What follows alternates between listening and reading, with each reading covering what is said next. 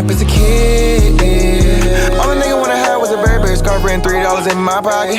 Instead I got beat with a switch, but I don't give a fuck, but it's on my body. Scars all up on me, but I run around from So let's switch conferences. Let's go to the SEC East and Georgia.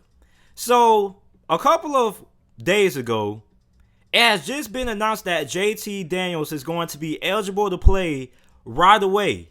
Now, I don't know how the NCAA does these immediate transfer things or whatever the case is. It seems like they just basically, they close their eyes and they just spin the reel to determine who's going to be eligible to play and who's not going to be eligible to play. So now you got Jamie Newman versus JT Daniels and Georgia. Who do you think is going to end up coming out on top in that quarterback battle? And do you even think there's a quarterback battle at all? Oh, well, it's definitely a quarterback battle. Definitely a quarterback battle. First thing, let's talk about the NCAA. I think because of the pandemic, they're just allowing, if you transfer, you're going to get immediately eligibility. That's from what I've seen. I don't think I've seen any high-profile players apply for a waiver and not get it. You know, I look at Shorter, the wide receiver from Penn State, who transferred to Florida. He's eligible. Lorenzo Lingard, he's eligible. And now you look at JT Daniels, he's going to be eligible. So I think they're kind of being lax because of the pandemic. And I think if you have a good lawyer, you can use the pandemic in your favor. But is there a quarterback battle? Heck, yes, the quarterback battle. And if I'm Jamie Newman, I feel a little bit disrespected because let me tell you, Georgia fans have been wanting and pleading for a high-octane offense. And you know what Kirby Smart did? He said, you know what? I'm going to deliver to you. I'm going to bring in Coach Matt Luke. I'm going to bring in Todd Monken.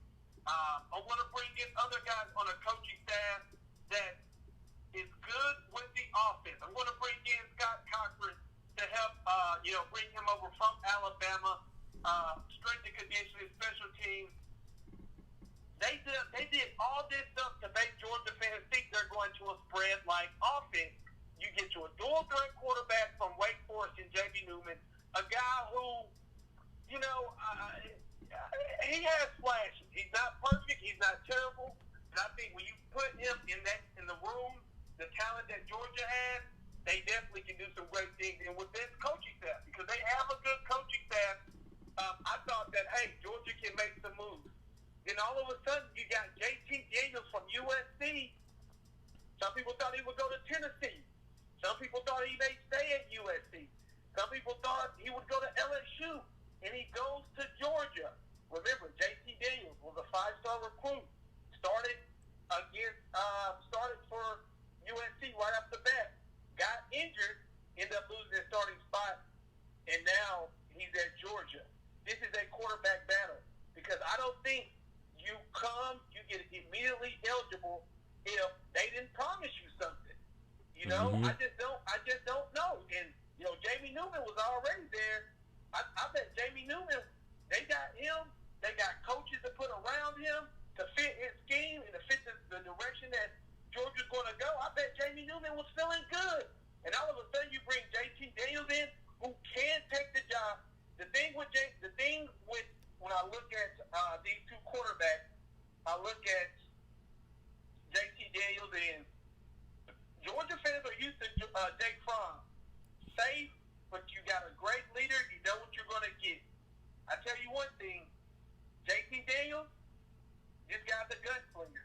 He's going to throw the ball up. Maybe good, maybe bad, but he's going to sling the rock.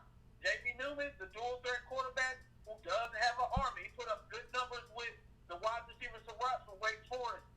You have a battle here, and it's going to be up to Kirby Smart, Todd Monken to figure out who's going to be that quarterback. Yeah, man, I have to agree with you, even though I still do want to give the slight edge to Jamie Newman just since he's been with the program a little bit while longer than JT Daniels. So I think he kind of knows the playbook a little bit more than JT Daniels. Not saying that JT Daniels can't catch up to Jamie Newman, but another thing with Jamie Newman is just that when you watch Jamie Newman, it's like this guy has it's like if you're able to win at Wake Forest isn't necessarily known for being a football school. If you're able to be successful at Wake Forest, I think that kind of has to be able to take you a little bit of a long way. Like being able to win at Wake Forest is kind of the equivalent to being able to win at Duke with like Daniel Jones, for a good example. So if you're able to win at a school like Wake Forest that has a significant amount of less talent than a school like Georgia, I think that's going to make you a little bit of a better player. Meanwhile, you look at a guy like JT Daniels, although USC hasn't been able to recruit at what they've been able to recruit back in the early 2000s, they still have a pretty solid roster. Most of their rosters combined with 4-star and 5-star guys. So you look at a guy like Jamie Newman, this is a guy who's been able to win with less at Wake Forest versus a guy in JT Daniels who has been able to win with way more. And if you ask me, who would you rather prefer? Would you rather prefer the guy who has been able to win more with less, or the guy who hasn't really been able to have a lot of success with more? And I kind of would have to go with Jamie Newman. Jamie Newman being there early because he probably already is deep dive into the playbook. You know, because of the pandemic, you're not going to get a lot of time with your team, so that's definitely going to hurt JT Daniels. Also, JT Daniels coming off an injury, so if I had to give a slight advantage, I would give it to Jamie Newman, but it's all up to what Kirby wants to do, so we'll definitely find out. Yeah, man. So, moving on to the next topic.